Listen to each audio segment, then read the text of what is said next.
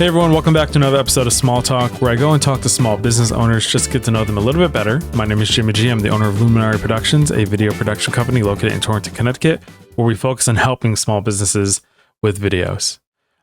Today's episode is kind of interesting because it's something I go back and forth on all the time. It's just a relationship between being an artist and a business. Personally, I consider myself a business before I consider myself an artist. I know this is a very subjective conversation. But today's talk, I'm talking with Steph, who is an artist herself and also works for an organization that helps artists, particularly with, getting funding and getting connected with people who can provide those kind of resources. So I think it's going to be an interesting talk. I hope you guys enjoy it, and thank you for listening. My name is Steph Burr. I am an artist, and I am the director of the Northwest Connecticut Arts Council. Awesome. And what exactly does the Art Council do? We do a lot. We're here to take advantage of opportunities as they arise for artists and advocate for artists. So during the pandemic, we were doing a lot of grant writing, a lot of advocacy, education on programs that were coming out to help people through the crisis. So it was a very serious time. We can also do things now that we're going back to normal that are a little bit more fun. We just threw a giant festival, so it's a little bit of business and a little bit of fun. And I know you just said you're also an artist. Like, I don't even know how you ask an artist. Like, what exactly do you do as far as art?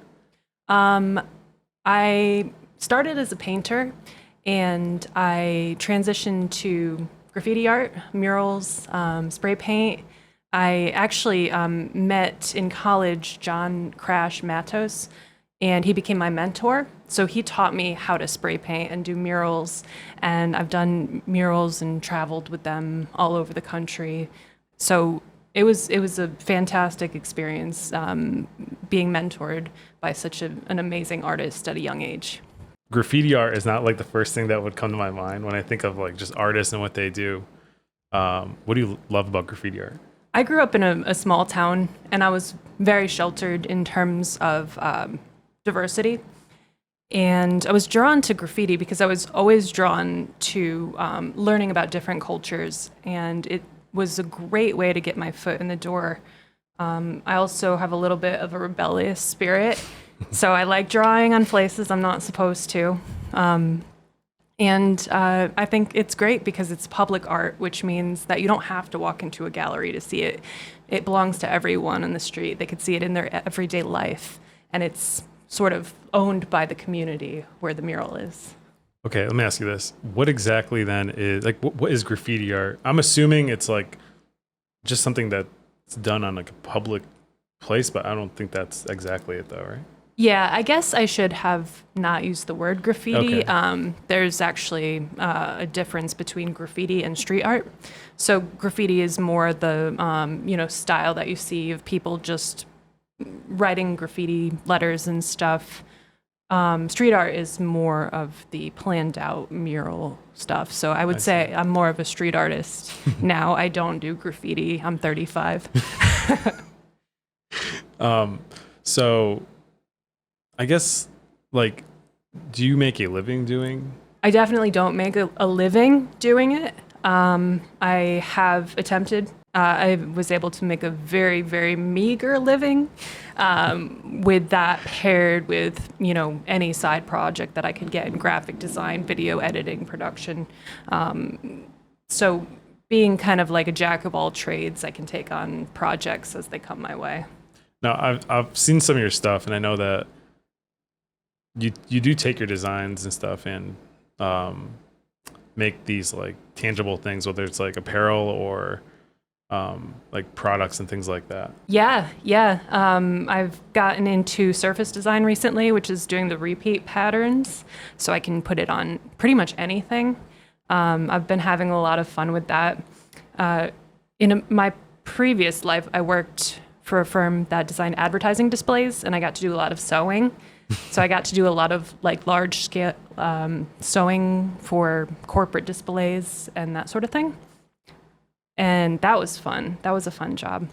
So, okay, you worked a corporate job, which as someone who's also in creative field, like working a job is always so much, it's just stress free because you get a constant check and things like that. Yeah. Why did you decide to leave the comfort of that? Well, it was actually a very, very interesting job, but it was very stressful. I was a project manager working overseas with Chinese factories, and my job was essentially to put out fires and let people know when things went wrong. So it was super stressful, and I actually got sick as a result from all the stress of the job. So it wasn't so much that I wanted to leave the job, it was that I sort of had to because of the illness that the stress created in my life. Okay, well, it's a good reason to leave. Yeah. Okay, so you went through that. You're still doing your art. I mean, when did you start doing art? I've been doing art since I was a kid. Okay. I've always loved arts and crafts. I was that kid. My mother was very creative, and she always had a project for us to do. So it goes back to the beginning. You worked this job. I'm sure you worked other jobs. You're studying art on the side, and then you came here to the Art Council. How did you find yourself here? Well, it's actually a funny story. When I left my job, I didn't really have a plan at all. So I opened a coffee shop on Water Street. Yeah, as one does. Steve Temkin of the Torrington Downtown Partners offered us a space for a year for free. And I had a little bit of money saved, and I decided to go for it. I've always been interested in business and entrepreneurship, and it was a great experience. I learned a lot from that experience, but it didn't pay the bills. So I took on this part-time job at the Arts Council, which was only 20 hours a week. But, a couple months after I started, our director left. So after that, it was kind of all hands on deck here. Mm-hmm. What is some of the things you've learned when you were doing that coffee shop?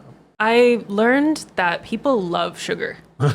So at first we were trying to make it healthy, organic, and we learned that really no one cares about that. Mm-hmm. They want, the same thing every time. They want consistency. They want it to be a treat, if they're going to go out and buy a nice cup of coffee or something.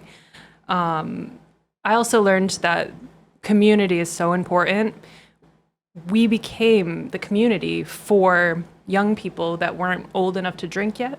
And we also became a community hotspot for LGBT people because there was not really anywhere for that community to hang out and feel safe.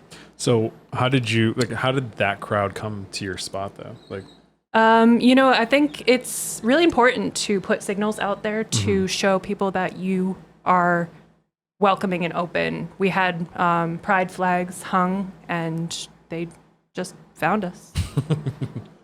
Okay. I'm going to revisit a lot of the stuff you're telling me right now. So just continuing on. Okay. So you went to the coffee shop. You got, I guess in a sense, promoted. Yeah. The Arts Council. Yeah. So since you've been involved in the Art Council the way you are now, how has that experience been for you? It's been tough. I started 2 weeks before the pandemic shut everything down. Okay. So it was a very steep learning curve.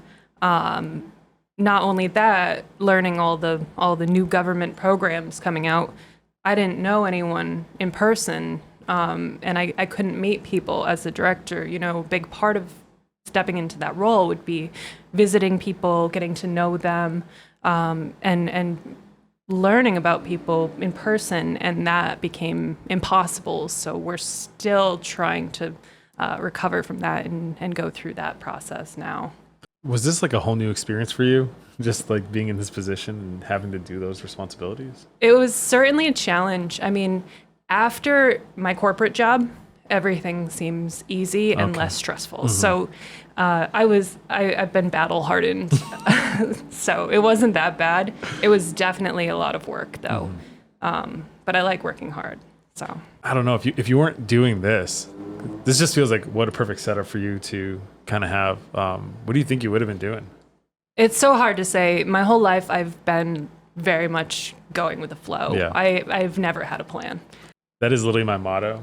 I am the worst person for like any long-term thing. So I hop from job to job, and I'd always freelance video on the side. Yeah. For me, I don't think I stay at a job for more than like a year. But I don't know what it is. I just have to go do something different or whatever it is. But, Yeah, I'm on year 6 with the Arts Council now, so maybe this one will be the long one. Obviously, doing arts for yourself is super important. I'm sure that's something you're never going to want to stop doing. How are you trying to balance doing responsibilities here? Because I'm assuming this is a very full-time, is it probably more than 40 hours a week type of job? Yeah. How are you balancing that and still doing the creative stuff you want to do? Well, the creative stuff, it doesn't feel like work. I just replace watching TV with, drawing on the iPad or something like that.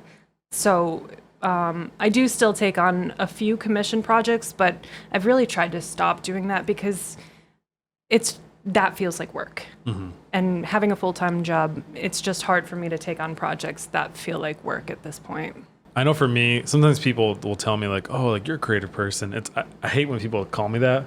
I appreciate them saying that, but to me, like video is business. This is work for me. It's not like something I'm creatively outletting. I'm doing this purely as like a business transaction. Like when you're dealing with artists all the time. Like how do you think they perceive what they do? And because making money is so important and getting funding, like how do you think artists deal with that? That's a great question.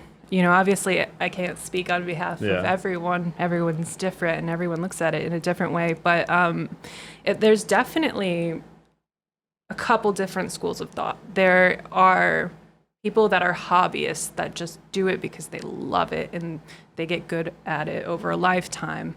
And then there are people, usually younger people, that they're trying to make a business out of it. So they see it less as a hobby and more as a side hustle, where they're trying to produce income from it. I mean, ultimately, the goal for most artists is to make income from their work, but I think there's a big generational gap between what art means now compared to what it has meant in the past for past generations. I know I asked you like what you guys do, but like, how do you guys help facilitate just making sure that creative people are continuing to do what they're doing? Yeah, my job is to pay attention to the opportunities that are out there and share it with everyone. So that is what I try to do. And, if I find an opportunity that's right for a certain person or a group, I'll send them an email and be like, hey, this fits, So it's a lot of reading. It's a lot of reading like fine print that no one else wants to read. When you're saying you're finding opportunities, though, what does that entail? In the arts, finding opportunities is critical because it's always changing, which makes it a very hard industry to stay sustainable in as an organization or as an artist. You have to be constantly adapting and changing to whatever grant is out there, whatever project that people decide to allocate funding to. And that's just the nature of the arts. It's just very malleable, but it can be exhausting. How do you think like the area you serve here, how's our area's relationship with the arts? This area is way more a hotbed for the arts than anyone realizes. And the reason that it's hard to see is because we're rural and everything's so spread out and there's not a lot of infrastructure in place to really shine a light on everything that's happening. But from where I see it, paying attention to everything, it's so culturally rich here. It's amazing. Obviously, I know like a place like Torrington invests a lot into its art and culture scene now, more than it has, I'm sure, from years ago. Like, how important is it to have that kind of scene, though?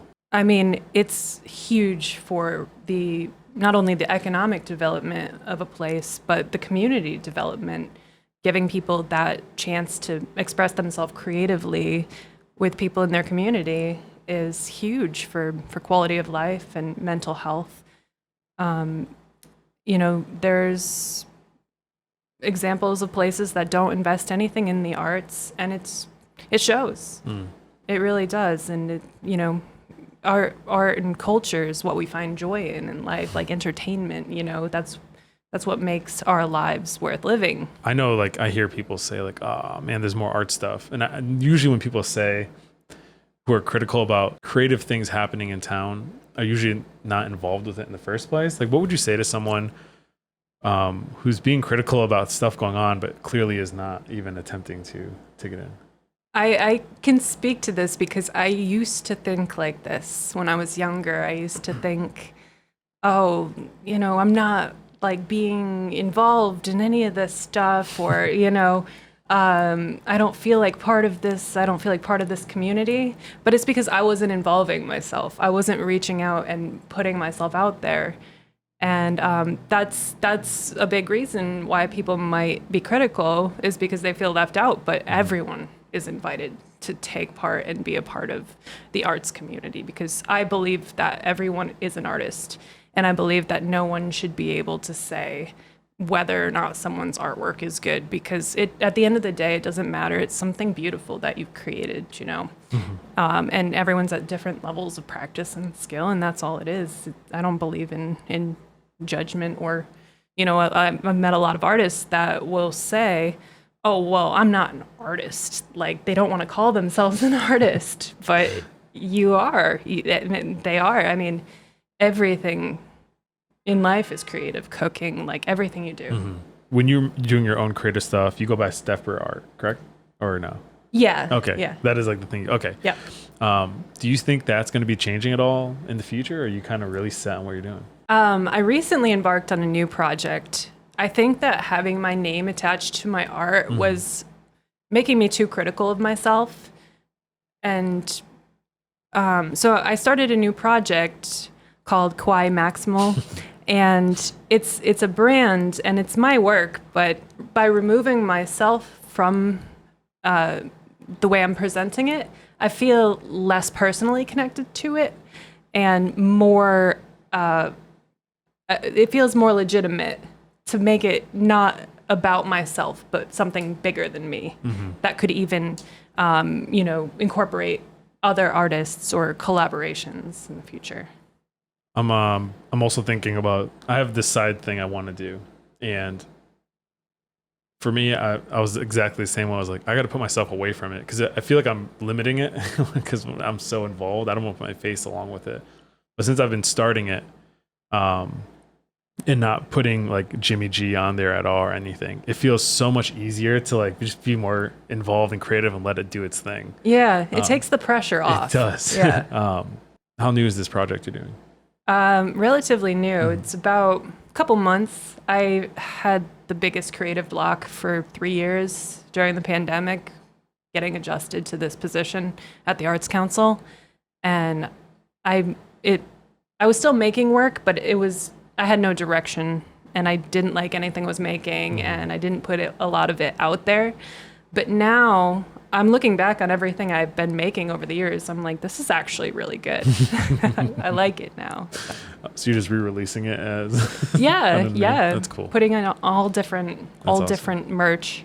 Are you always just kind of drawing on your free time? Is it just in a specific place you kind of focus, or you just whenever you have free time you do it?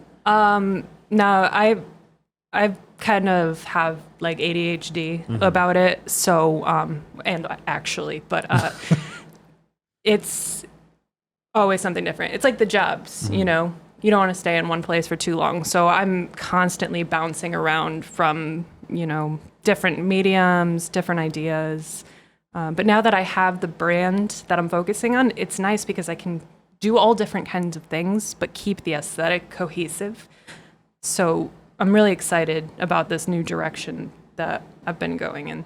It's cool. We talk about and I talk to other creative people, and we always talk about oh, how great this stuff there is. But obviously in the end, it's still, you need to make money and live a decent life somehow. What I'm realizing, a lot of it is sort of fake it till you make it. Oh, absolutely. Because you don't know what's going on behind the scenes. Like all these sites with, these online stores or artists, they look amazing, but you could have like one physical product that you have, and put it in a store and have a store with 100 things, and It looks amazing, Well, so I guess what would you say to someone then? Obviously, for someone like, I think me and you, like we were able to persevere and just kind of make it out on the other side, and we're still doing what we want to do. Like, what would you tell to someone who's in that hard phase that is probably second guessing themselves doing this? The best advice I ever got as an artist was just keep doing it. Never stop doing it. And if you don't like it, that's fine. You don't even have to show anyone what you've done, but just keep making stuff. And then maybe someday you'll look back on what you did and say, hey, that was actually pretty good. I like this. I want to release this now. That's great. I know for me, I rely on the opinions of others a lot. I don't know for you, do you share your work with people before you do anything with it? Or do you like, yes, this is going up and I'm going to show everybody? I am stubborn and I don't care what anyone says about my work at this point. I, as a younger artist, constantly had criticism and feedback going through art school and everything.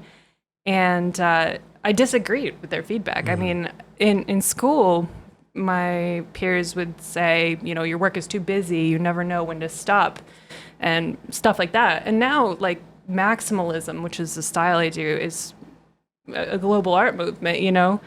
So I would say don't listen to what anyone says if you can help it, because at the end of the day, you're the one making it. You're the one who knows what you want to see come into creation. And I've had an experience where people's feedback, I let it change the direction of my work, and it became just not as good. So do you do, I know you said you stopped doing commissions and things like that, but you obviously must have been hired to do certain projects. What is it like dealing with, you know, having to deal with a client and things like that? Yeah, well, it's a business. You know, you have to be serious about it. You have to answer people promptly when they email you. You have to take it seriously. You have to think about it as a business. You have to send invoices. You have to really be diligent and do the business side. And I think it's tough because a lot of artists' brains don't work that way. Yeah, no, I get it. And it's hard. It's hard. But if you want to be successful commercially doing your business, your art, you have to look at it as a business. I don't want to make it seem like, dude, don't be an artist, because it's absolutely awful. If you're not good with money, don't do it, but it is stressful. And the thing that breaks my heart is people who are super talented lack that part. And then it's like, it just destroys whatever passion they had for it. And I've seen it happen all the time. It's hard. We live in such a society where everything's about money. Yeah. And at the end of the day, you know, if you're making something that you like and you think is cool, you don't have to do it for money. You can do it for fun, and that's fine. I think this whole side hustle culture that our generation is sort of being exposed to, I don't think it's super healthy. I don't think that we need to have income outside of our income, you know? And that's always been my philosophy as I float through life, is just, you know, make as much money as I can to get to a point where I can afford to take some time off and do art. And, you know, I'm not motivated by money. I'm motivated by free time. That's the currency for me, you know, free time to create. No, I think you're right. I feel like anyone who does anything now, especially something creative, it always turns into like how it can make money out of it or be like this person, versus like you're doing it probably because you love doing it, and it gets kind of poisoned a bit. It does. When you spend more time making a video about the process of what you're doing than actually doing the process, it kind of sucks the fun out of it.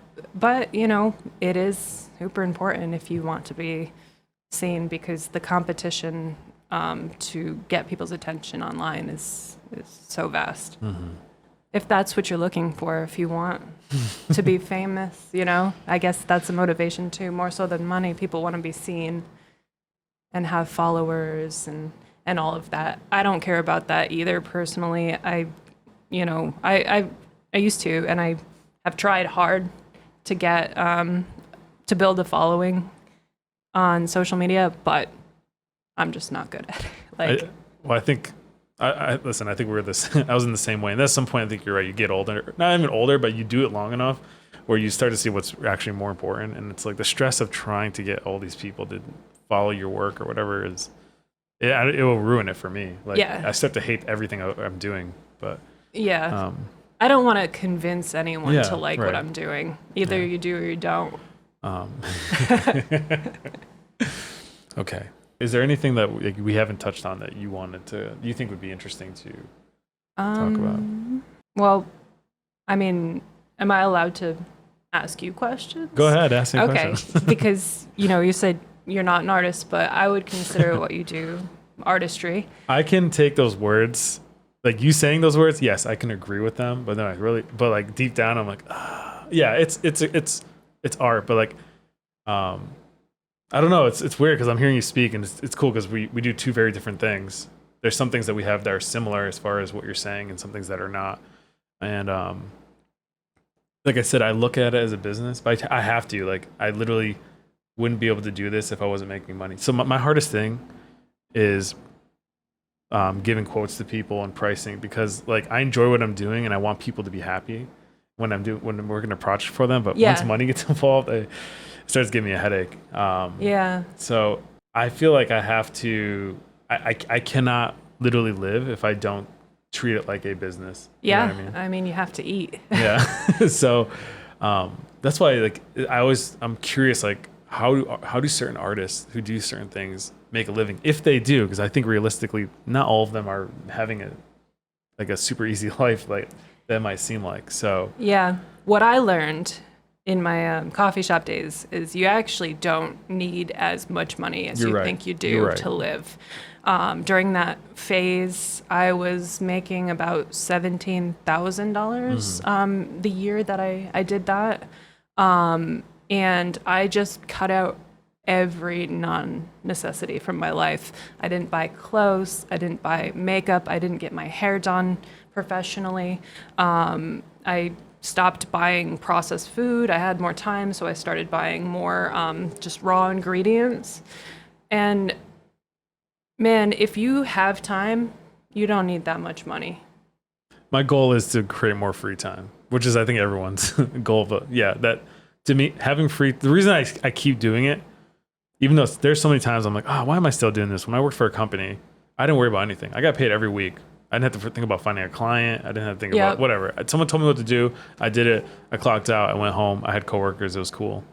But I didn't have that free time I wanted to have. And that's the biggest reason I'm doing what I'm doing, is just to have that independent lifestyle that I want.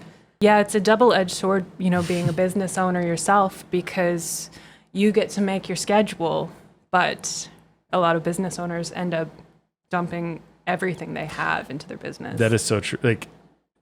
Like my business never is closed in my head. It's literally always on my mind to some degree, 24 hours a day. And I'm like, am I actually the better for this? I love what I do. I know I don't want to make it seem like I don't. So it is hard though. It's hard. Very hard. Yeah. And just the unpredictable nature of it, it's kind of hard to relax and step away. Yeah. So that's why I'm afraid, okay, if I don't look at it like a business, like really I got to think about it like, taxes, this and that. I could very easily slip and then get into a position where it's like, oh man, I should have taken it seriously. That's why I look at it as a business and not as a creative person. But so, I guess the question that I wanted to ask you is, if you didn't have to do it as a business, or, you had the freedom to do whatever you wanted with this medium of filmmaking, what kind of projects would you do? I would do and if you had unlimited money as Oh, well, God. like if you just had money to spend on your projects. I would 100% like go down the short film route and do some stories.